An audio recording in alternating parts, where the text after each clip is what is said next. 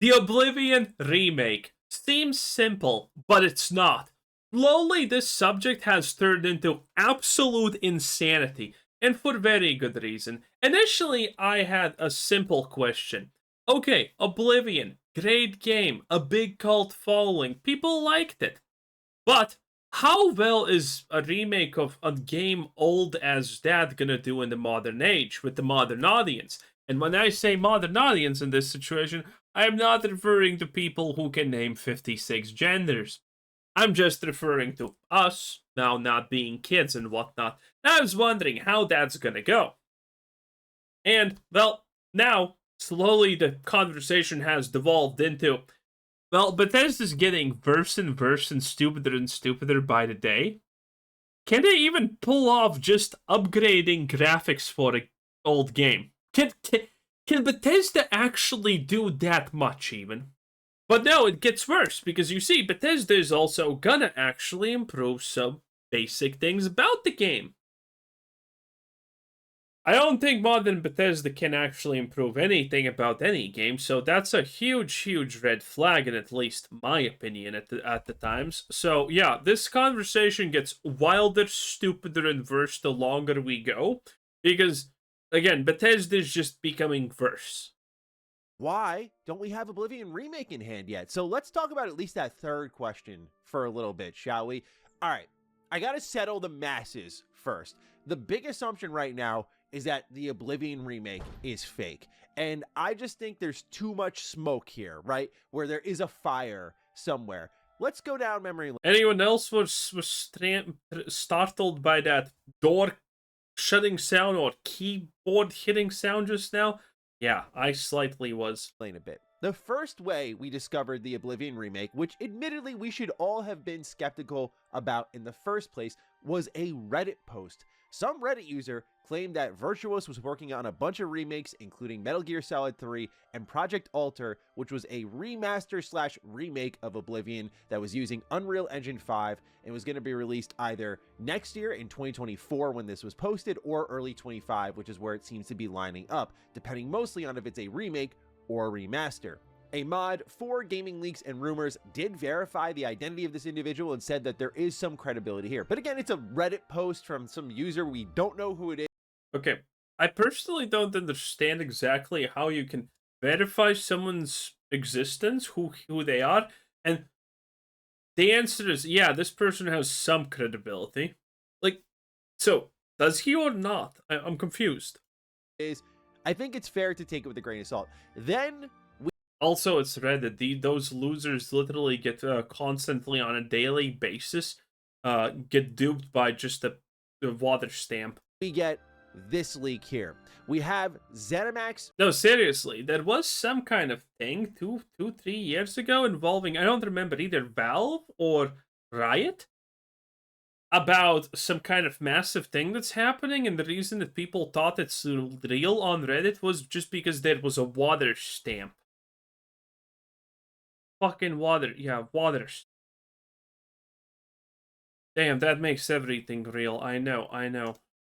Management forecast. This was the Microsoft FTC leak where we learned about a ton of hardware that was coming up for Xbox, but also a ton of Bethesda games. And on this list here, you see everything from Elder Scrolls 6 to a Fallout 3 remaster. And yes, an Oblivion remaster was planned for fiscal year 22. To me, that was all I really needed to see. But again, I think it's fair to be skeptical, look at that and go, I mean, it's also fair to assume that any old game IP that exists and people loved back in the day is being remade at this point. Well, projects get canceled all the time. This seems like a good idea on paper. Like, listen, Diablo 1 remake is coming soon, boys. Trust. Did it not get off the ground? Did they give it to a team that ended up blundering the project, so they canceled it? Again, fair. But where there's smoke, there's fire. Then trusted leakers step out to verify the existence of this project. In particular, we'll talk about Nate the Hate because he's just been bulletproof lately. But more recently, he said a quick update on the Elder Scrolls 4 Oblivion announcement and release timing as plans stand. Both the release and reveal are targeting next month. He wrote this in March of April. The gap between the reveal and release will be minimal. A shadow drop is possible. So there you have a very trusted leaker who's gotten so many things about even Nintendo I don't understand the concept of shadow drops. You're a giant company. Are you really not gonna promote your stuff? Are you kidding me? What is the point of doing an old game remake if you're not gonna promote it? That seems so stupid and nonsensical. Also, when we're talking about promotions, they're literally talking about fucking tweeting it out and stuff. That's simple. Of course they're doing it. There's no reason why you shouldn't. Who's like impossible to break through on, correct. So there's step 3 of its kind of legitimacy. Like there's prominent leakers claiming its existence. Video Games Chronicle did corroborate this claim from Nate the Hate. So it's not just him on his own saying it, but people in the media who may be in the know backing it up. Step 4, MP First did say they found the Oblivion. I love Matthys saying but saying nothing. People in the media may be corroborating it. Remake on a LinkedIn profile, and they put up gameplay details of how the project was changing compared to the original. We don't know much more beyond that, but this was a mistake by, you guessed it, a virtuose employee. And don't worry, in this video, we'll get into more smoke surrounding the Oblivion Remake, but I think the most important thing to open this video with was just to assure people that I still feel very confident this is a real game. Like, this is an extremely real video game. And I know since the Switch 2 Direct, we've had a lot of questions. Why wasn't Oblivion Remake there? I talked about in previous videos how I was starting to fade away from that because just a shadow drop or an announcement of a game coming to a Nintendo platform that was releasing in a couple months now, we know it's June 5th, just didn't make sense to me how Nintendo in particular benefited from that. It still meant a shadow drop for Oblivion could have happened, but to do that around the Nintendo Switch 2, and now especially with all the economic noise of the Switch 2, seems like a better time to... Oh yeah, the economic thing is about Nintendo Switch 2 tariffs and things, or something like that. Do we see a word of it that starts with T here? No. Well, no, there's tariffs. There we go. Oh boy.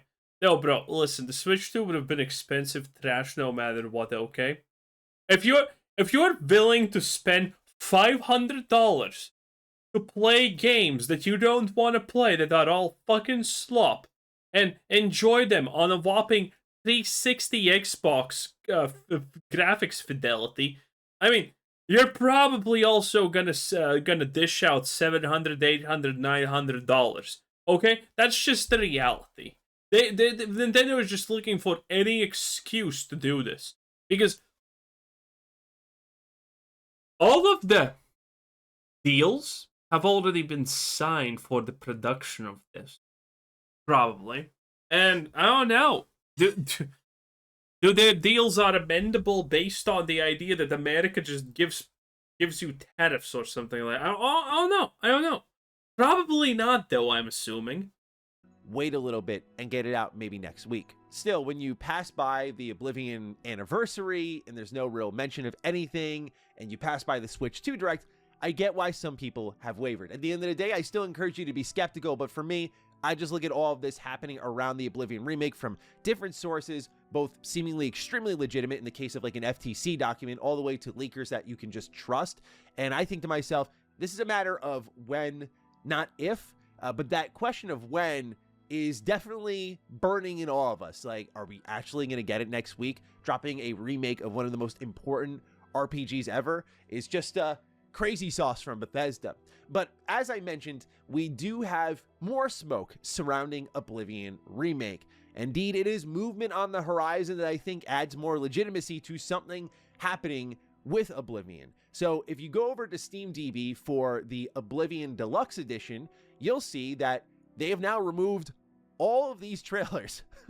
All these 480p trailers are now gone from this Oblivion store page for the Game of the Year Deluxe Edition. Now, this in particular is very interesting timing. However, I do want to be fair and say that if you look at the change list here for Oblivion on Steam, it's not like it's been inactive for years. You can see changes as of 5 months ago, adding a screenshot to the store page. If they're planning a remake, why do you add a screenshot? So again, to be fair, you could look at that. They change user tags, they add user tags, they're changing web assets, and this is all, again, within the last year. So I don't really know what's going on in the back end there, but at the end of the day, the Oblivion Game of the Year Deluxe Edition did have its trailers removed. For those who are wondering, the Oblivion Game of the Year edition includes like Shivering Isle, whereas the deluxe edition includes all the little DLC Oblivion got, such as like the horse armor, the iconic Hell yeah! No, you can't get this for free. You're dishing out that money. horse armor DLC. So that's the difference. Fun fact: people are often misremembering horse armor as being the first thing that was actually sold as DLC.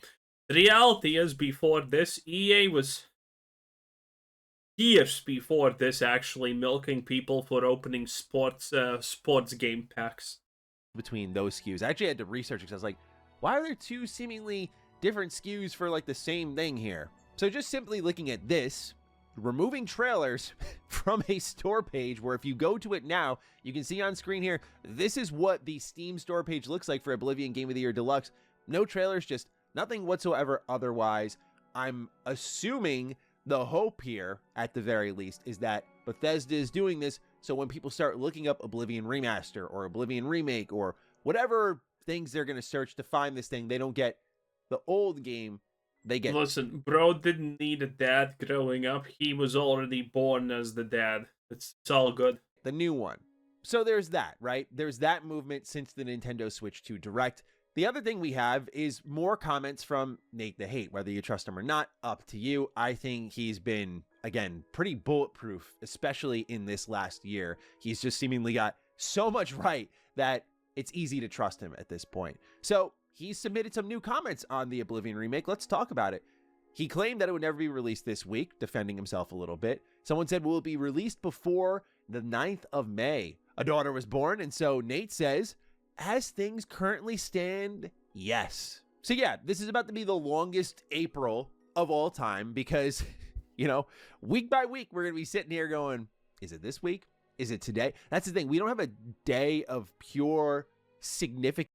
Why would, no, Bethesda not put marketing resources in this? This seems wild. They should. I mean, what else is Bethesda's marketing department gonna do? A marketing department literally, you know, exists in there so they don't have to pay a lot for outside marketing firms. So what are they gonna do if not promote Oblivion Remake? Like, I'm so confused about this. This makes so little sense.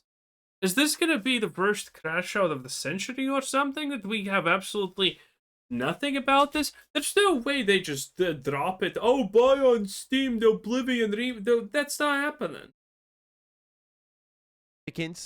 To hold on to and go, it might be this day. There's no events happening in April. That all happened already. There's nothing happening in April. It's just like a ton of games coming out, frankly. And again, when I look at Bethesda, you want to avoid Indiana Jones. That's releasing on the week of the 17th. So I feel like this coming week makes the most sense for Oblivion Remake to drop, because if you're Xbox, who owns Bethesda, you've got things like Game Pass deals for Expedition 33. You've got Towerborn. God, Expedition 33, whatever it's called. At least it's gonna... Listen. At least it's gonna give us some solid Rule 34, okay? Let's agree just to take the middle way out, and at least that's gonna happen, okay? This is Expedition, whatever it's called, 33 is gonna be the most mediocrity that you have ever seen, okay? It's not gonna be even 1/10 as good as any Persona game, and it's just gonna be bland, probably. You've got Towerborn. Again, you've got Indie going multiplat. You've got Forza going multiplat. South of Midnight just came out, so you don't want to crowd that. South of Midnight has less than 400 players on Steam. And you need to pay $10 for South of Midnight on Game Pass if you want to play it, which completely proves that Game Pass is shit and not a good endeavor. Which I was, by the way, spouting from the moment that I learned that there is such a thing as a Game Pass, because it sounds stupid, okay? Netflix is not happy with the next Netflix subscription model because it has problems and it's bad. And And Xbox is like, hold my beer, we're gonna fuck things up even harder. Okay, very cool. Too much do you avoid April 8th, where that game is coming out and can at least generate. By the way, the best part about this game is literally the fact that the game starts like this. Blood, her mom gets swept away. Where's the dad? Why just the mom? Where's the dad? Where's the dad? Is he out buying cigarettes? Maybe milk? Who knows?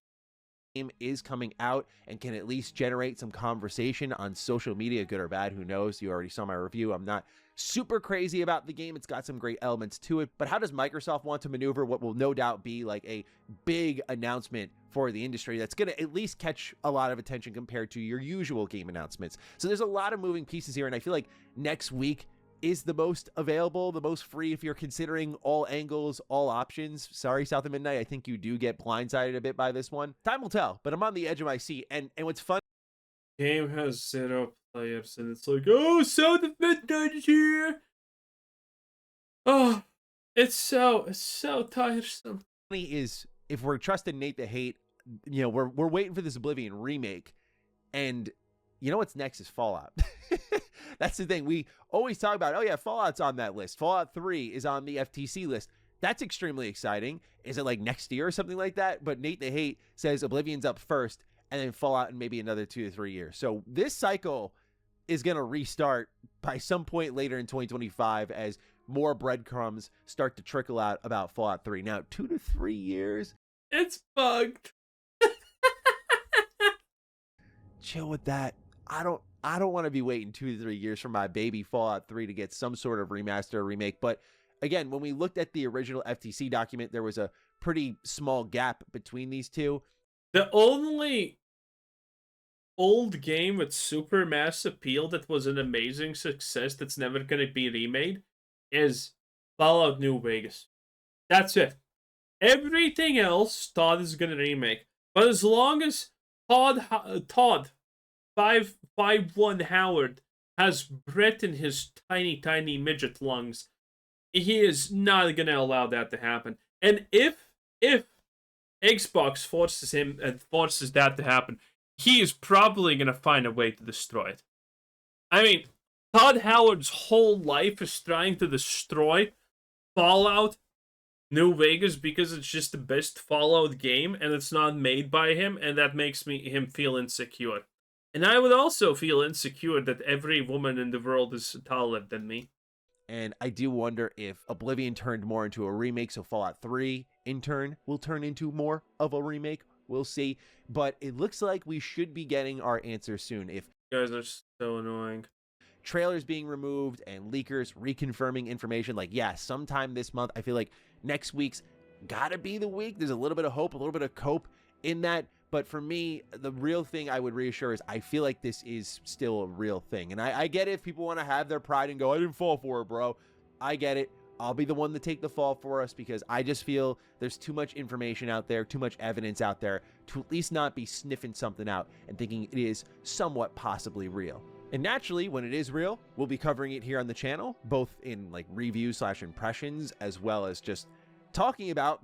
Very cool, Maddie. Anyway, yeah, that's the Oblivion remake. That was Mr. Maddie Plays 10 out of 10. Bye!